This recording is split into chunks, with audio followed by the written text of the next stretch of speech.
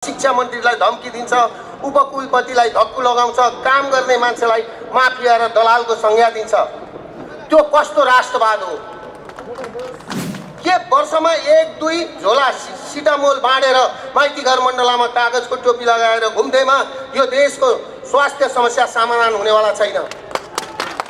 नेपालको दुर्गम हिमाली जिल्लामा उत्पादन हुने मार्सी चामलको भात खाँदै गरेको फोटो सार्वजनिक भयो र ठिक त्यही बिन्दुबाट मलाई अनर्गल प्रचारबाजी गरेर खेल्ने काम सुरु भयो।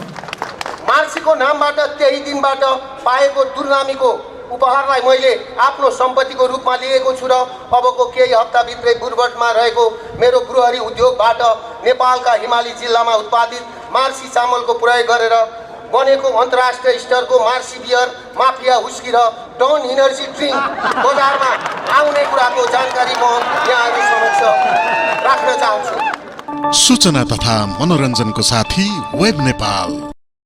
पूर्वाञ्चल क्यान्सर अस्पताल समुद्घाटन समारोहका सभा अध्यक्षज्यू, कार्यक्रमका प्रमुख अतिथि सम्माननीय प्रधानमन्त्री केपी शर्मा ओलीज्यू, कार्यक्रमका विशेष अतिथि ऐतिहासिक संविधान सभा अध्यक्ष सुभाष चन्द्र नेमाङज्यू, माननीय शिक्षा मन्त्री कृष्ण गोपाल श्रेष्ठज्यू, माननीय पर्यटन मन्त्री भानुभक्त ढकालज्यू, प्रदेश नम्बर 1 का प्रदेश प्रमुख माननीय सोमनाथ प्यासीज्यू, बागमती प्रदेशका प्रदेश प्रमुख माननीय विष्णु प्रसाईज्यू, प्रदेश 1 का मुख्यमन्त्री शेरधन राईज्यू, नेपाल सरकारका महान्यायाधिवक्ता अग्नि खरेलज्यू, प्रदेशका स्थानीय मामिला तथा कानुन मन्त्री हिक्मत कार्कीज्यू, मञ्चमा आसीन विशिष्ट अतिथिज्यूहरू, वरिष्ठ कलाकारद्वय मदन कृष्ण श्रेष्ठ र हरिवंश आचार्यज्यूहरू, कार्यक्रममा पाल्नुभएका पत्रकार मित्रहरू, नागरिक समाजका अगुवा अभियन्ताज्यूहरू, अस्पतालका निर्देशकज्यूहरू, बीएनसी कलेजका प्रोफेसर तथा फ्याकल्टिजज्यूहरू,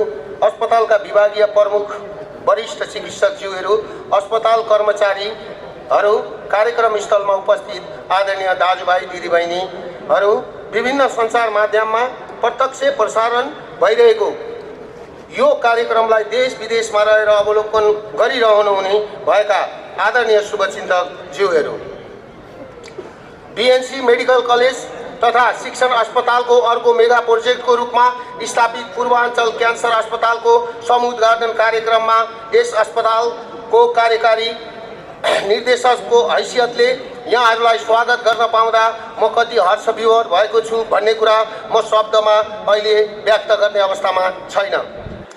2069 साल माघ 3 गते सरस्वती पूजाको दिन अर्थात् आजभन्दा करिब 8 वर्ष अगाडि बिर्तामोडको यो पवित्र माटोमा बीएनसी अस्पतालको जग बसाल्ने पहिलो कोदालो खन्दै गर्दादेखि आजसम्म आइपुग्दा मैले भोगेका कथा व्यथा दुःख सुख कुनै दिन पुस्तकको रूपमा ल्याउनेछु।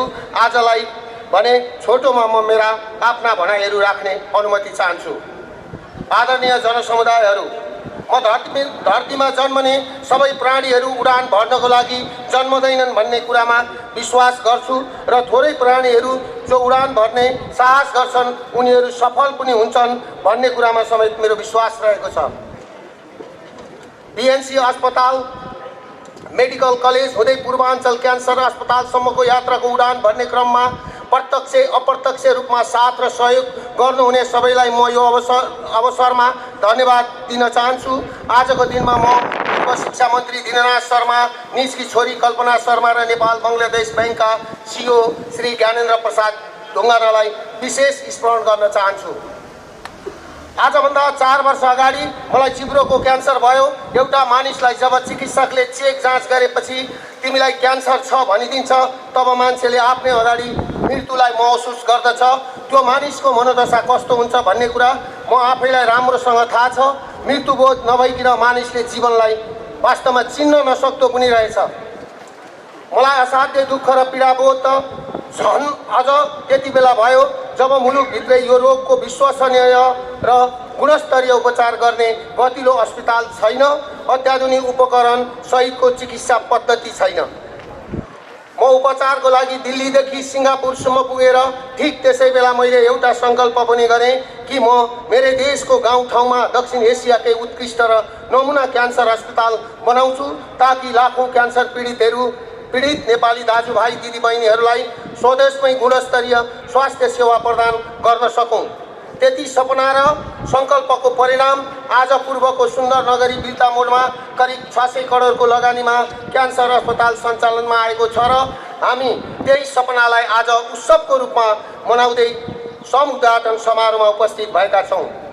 आजको दिनमा म सम्माननीय प्रधानमन्त्री मेरा हजुरबुवा केपी शर्मा ओलीज्यूलाई साक्षी राखेर के कुरा गर्वका साथ भन्न चाहन्छु भने अब उपरान्त कुनै पनि नेपालीले क्यान्सरको उपचारको लागि मैले जस्तो नयाँ दिल्लीको राजीव गान्धी अस्पताल, मुम्बईको टाटा मेमोरियल हस्पिटल र वा सिङ्गापुरको नेसनल क्यान्सर सेन्टर, पार्कवे अस्पताल र माउन्ट एलिजाबेथ अस्पताल धाउनुपर्ने छैन। आदरणीय हामीले निर्माण गरेको संरचना, हामीले खरिद गरेका अत्याधुनिक चिकित्सा उपकरण, हामीले नियुक्त गरेका दक्ष चिकित्सक संसारका अरू कुनै पनि अति सुविधा सम्पन्न अस्पतालसँग प्रतिस्पर्धा गर्न सक्षम छन् र तिनीभन्दा कम छैनन् भन्ने कुरा म यहाँहरू समक्ष दृढ विश्वासका साथ भन्न चाहन्छु।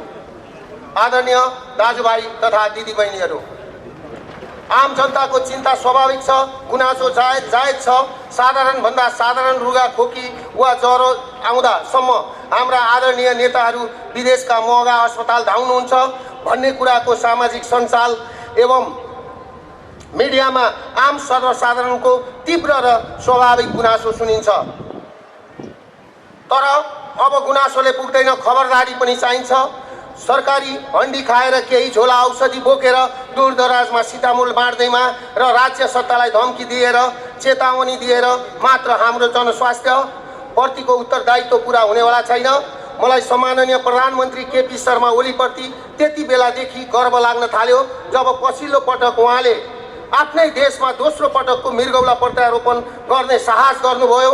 त्यो साहसलाई म सलाम गर्न चाहन्छु। म यहाँहरूलाई आश्वस्त पार्न चाहन्छु, केही वर्षभित्रै हामी मुटु ट्रान्सप्लान्ट गर्ने योजनामा छौँ। मृगौला प्रत्यारोपण जस्ता जटिल जोखिमयुक्त स्वास्थ्य उपचार बीएनसी अस्पतालले गर्नेछ। हामी त्यो दिशामा आफूलाई विकास गरेर लगिराखेका छौँ। हामी ढुक्क छौँ, हामी सक्षम छौँ र हामी सक्छौँ पनि। मेची अञ्चलको परिचय अबको केही वर्षमा दक्षिण एसियामै मेडिकल हबको रूपमा रूपान्तरण हुनेछ।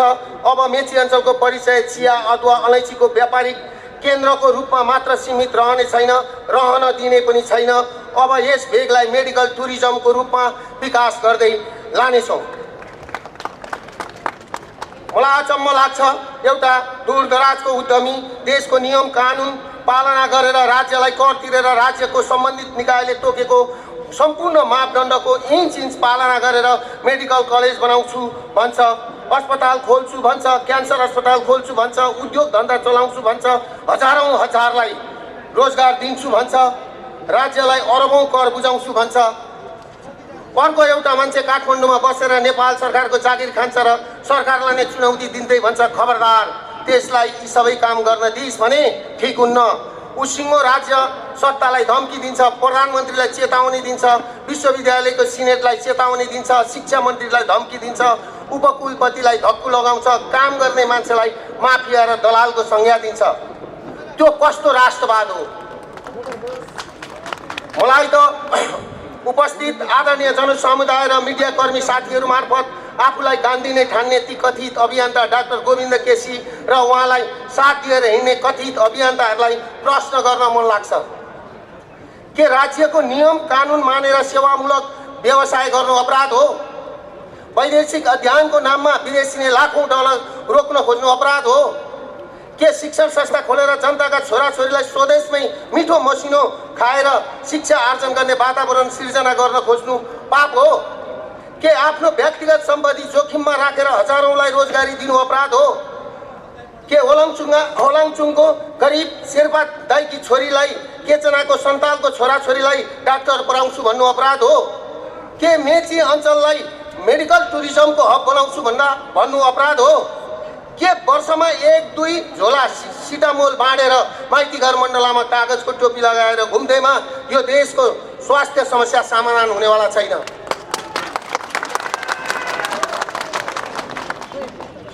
अनि म सम्माननीय प्रधानमन्त्री समेत उपस्थित यस सभामा प्रश्न राख्न चाहन्छु। राज्य एउटा व्यक्तिको अनावश्यक मागको बन्धक बनिरहनु पर्ने हो? हाम्रो चिन्तन र नीति के हो? हाम्रो प्राथमिकता के हो? शिक्षा रोपेर विश्व बजारमा प्रतिस्पर्धा गर्न सक्ने गुणस्तरीय जनशक्ति उत्पादन गर्छु भन्नु अपराध हो? आज मलाई भिन्नै प्रकारको आनन्द पनि महसुस भएको छ। नेपालको राजनीतिक इतिहासमा सबैभन्दा अप्ठ्यारो स्थितिको सामना गर्न सक्ने ल्यागत भएको युग पुरुष सम्माननीय प्रधानमन्त्री केपी शर्मा ओली ज्यू हामी माझ हुनुहुन्छ। सम्भवतः इतिहासमै सबैभन्दा बढी चौतर्फी हमलाको शिकार हुँदासम्म पनि एक रति विचलित नभई आफ्नो अडानमा चट्टानी आत्मविश्वास राख्नु हुने आदरणीय नेतालाई म जानकारी गराउन चाहन्छु। नेपालको व्यावसायिक क्षेत्रमा सबैभन्दा धेरै आक्रमणको शिकार भएको व्यक्ति म आफै पनि हुँ। कुनै अपराध नगर्दै पनि अनेकन उपमा आरोप, दुःख, हैरानी र मिडियाबाजीको भुक्तभोगी हुँदा समेत मैले मेरो लक्ष्यलाई छोडिनँ। तुलनात्मक रूपमा सानो होला तर मैले मेरो सपनालाई मर्न दिइनँ। मलाई खुसी लाग्छ चौतर्फी आक्रमणका बावजुद मेरो परिवारको निजी लगानीमा खोलिएको बीएनसी अस्पतालले आज वार्षिक 5 लाखभन्दा बढी नेपालीहरूलाई स्वास्थ्य सेवा दिइरहेको छ। म र मेरो परिवारको लगानीमा खोलिएका सबै उद्योगहरूले वार्षिक रूपमा राज्यलाई 5 अरबको हाराहारीमा कर तिरिरहेको तथ्याङ्क मसँग छ र सबभन्दा महत्त्वपूर्ण कुरा प्रत्यक्ष रूपमा 3000 नेपालीले रोजगार पाएका छन्। अरू हजारौंको लागि अप्रत्यक्ष रोजगारी सिर्जना भएको छ। यो देशको राज्य, मिडिया, नागरिक समाज, कर्मचारी तन्त्र, वित्तीय क्षेत्र र अन्य सरकारवाला निकायहरू अलिकति मात्र सकारात्मक र सहयोगी बन्ने हो भने साउदी, कतार, मलेसिया लगायतका मुलुकहरूमा का श्रम बजारमा अत्यन्तै सस्तो मूल्यमा श्रम बेच्ने र जता हेरे पनि बालुवा मात्र देखिने मुलुकलाई स्वर्ग बनाउन सक्ने क्षमता राख्ने हाम्रा नेपाली दाजुभाइहरूलाई नेपालमै रोक्न सकिन्छ भन्ने कुरामा म विश्वस्त छु र अबको 1 दशकभित्रमा 1 लाख नेपालीहरूलाई प्रत्यक्ष रोजगारी सिर्जना गर्न सक्ने महत्त्वाकांक्षी गुरु योजना मसँग छ। कतार, इतिहाद र संयुक्त अरब इमिरेट्स एयरवेजका जहाजहरूमा ओठमा क्वालिटी परेका हाम्रा नेपाली दाजुभाइको पैठारी होइन, हिमाली जडीबुटी सागसब्जी निर्यात गर्ने, हिमालयको मिनरल वाटर निर्यात गर्ने योजना र इच्छा शक्ति भएका नेपाली उद्यमीहरू पनि यो देशमा जन्मेका छन् भन्ने कुरा म प्रधानमन्त्रीलाई जानकारी गराउन चाहन्छु। बस राज्यले उनीहरूलाई हौसला दियोस्, उनीहरूलाई त्यति चाहन्छन्।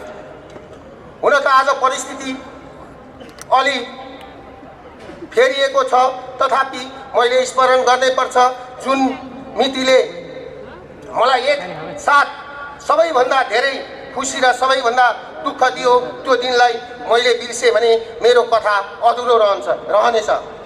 2074 साल फागुन 3 गते अर्थात् आजभन्दा करिब 3 वर्ष अघि मैले देश छोड्ने एउटा सानो प्रयत्न गरेँ। 2/3 भन्दा धेरै वामपन्थी जनमत भएको हाम्रो देशमा छरिएर रहेका उस्तै वैचारिक धरातलमा उभिएका वाम शक्तिहरू बीचमा एकता भए त्यसले देशलाई स्थिरता र समृद्धिको दिशामा लैजान्छ भन्ने आम नेपाली जनताको चासो, जसले मेरो समेत विश्वास थियो। भक्तपुर स्थित मेरै घरमा नेपाली राजनीतिका 2 जना हस्तीका बीच 3 बुँदे सम्झौता भएर त्यो सम्झौताको लागि प्रत्यक्ष रूपमा भूमिका निर्वाह गर्ने अवसर पाउँदा जति म खुसी थिएँ, मेरो निवासमा सम्माननीय तत्कालीन प्रधानमन्त्री केपी शर्मा ओली र नेकपा माओवादी केन्द्रका तत्कालीन अध्यक्ष पुष्पकमल दाहाल प्रचण्ड र म समेतको नेपालको दुर्गम हिमाली जिल्लामा उत्पादन हुने मार्सी चामलको भात खाँदै गरेको फोटो सार्वजनिक भयो र ठिक त्यही बिन्दुबाट मलाई अनर्गल प्रचारबाजी गरेर खेल्ने काम सुरु भयो। मार्सी, माफिया, डन, दलाल लगायतका अनेकन नकारात्मक उपमाहरू मेरा नामका पछाडि अगाडि जोडिने काम केही पत्रकार साथीहरू र केही राजनीतिज्ञहरू, केही आफूलाई महान सम्झने लेखक लगायत बुद्धिजीवीहरू समेतले हात धोएर लाग्नुभयो, भात पानी छोडेर लाग्नुभयो। सम्भवतः नेपालको व्यावसायिक इतिहासमा एउटा निश्चित राजनीतिक विचार बोकेकै आधारमा यति धेरै नकारात्मक टीका टिप्पणी र अपमान खेप्नुपर्ने व्यवसाय सायद म नै हुँला। एउटा उदाउँदो नेपाली उद्योगी व्यवसायीले उद्योग धन्दा सञ्चालन गर्दा अख्तियार, सम्पत्ति शुद्धिकरण आयोग, अड्डा अदालत देखिने नदेखिने सबै शक्तिहरू झेल्नुपर्ने परिस्थिति मेरो सामु आयो र मैले त्यसको सामना गर्दै गएँ। तर म अलिकति पनि विचल्ली छैन, किनकि मैले देश टुक्राएर बेचेको थिइनँ। मैले मेची अञ्चललाई भारतसँग मिलाउने काम गरेको थिइनँ, इमान बेचेको थिइनँ, कसैको एक पैसा खाएको थिइनँ, बरु मैले देश जोड्ने प्रयत्न गरेको थिएँ। म नकारात्मकतामा भित्र सकारात्मकता पनि हुन्छ भनेर सोच्ने मान्छे हुँ। मलाई एउटा भनाइ अक्सर गरेर मनपर्छ। हिन्दीमा एउटा भनाइ छ, दुनिया में सबसे ज्यादा नफरतों का सामना सच बोलने वाला को करना पड़ता है। मार्सीको नामबाट त्यही दिनबाट पाएको दुर्नामीको उपहारलाई मैले आफ्नो सम्पत्तिको रूपमा लिएको छु र अबको केही हप्ताभित्रै बुर्बटमा रहेको मेरो गृहरी उद्योगबाट नेपालका हिमाली जिल्लामा उत्पादित मार्सी चामलको प्रयोग गरेर बनेको अन्तर्राष्ट्रिय स्तरको मार्सी बियर, माफिया हुस्की र डन इनर्जी ड्रिङ्क बजारमा आउने कुराको जानकारी म यहाँहरू समक्ष राख्न चाहन्छु।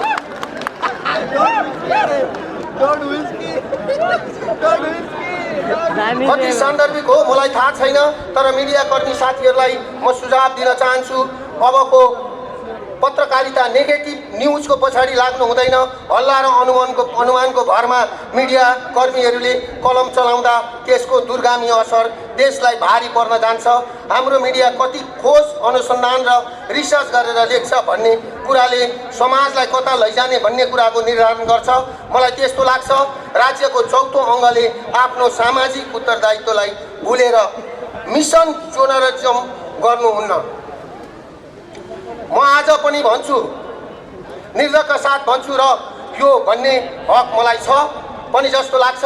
देशमा गणतन्त्र ल्याउने प्रमुख भूमिका खेल्ने नेताहरू 21औं शताब्दीमा आफ्नै सेना निर्माण गरेर युग परिवर्तन गर्न सक्ने क्षमता भएका नेताहरू र आफ्नो उत्पादनशील उमेर र वंश नेपाली जनताको मुक्तिको लागि जेल, नेल, हत्कडी र यातनाको प्रवाह नगरी गोल घरमा बस्न सक्ने हाम्रा आदरणीय नेताहरूले के कारणले फरक बाटो हिँड्दै हुनुहुन्छ, यसले कसलाई फाइदा पुग्दैछ, कसलाई घाटा हुँदैछ, उहाँहरूका लागि हाँसी हाँसी गोली निल्न सक्ने, सैनिक हिरासत बस्न सक्ने, अकल्पनीय यातनाको प्रवाह नगर्ने र गर्दन थाप्न तम्सिने म जस्ता हजारौं कार्यकर्ता र शुभचिन्तकहरूलाई धोका दिने कुरा कति जायज छ।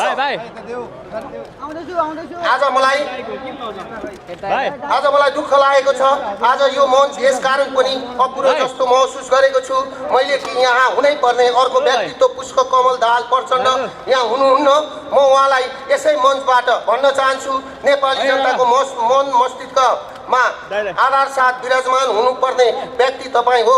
तर जबसम्म तपाईँ जीवनभर सुविधाको जीवन भोगेका हामी जस्ता तपाईका हजारौं शुभचिन्तक तत्कालीन सेनाको शिविरमा कठोर भन्दा कठोर यातना शिकार भइरहँदा, गोली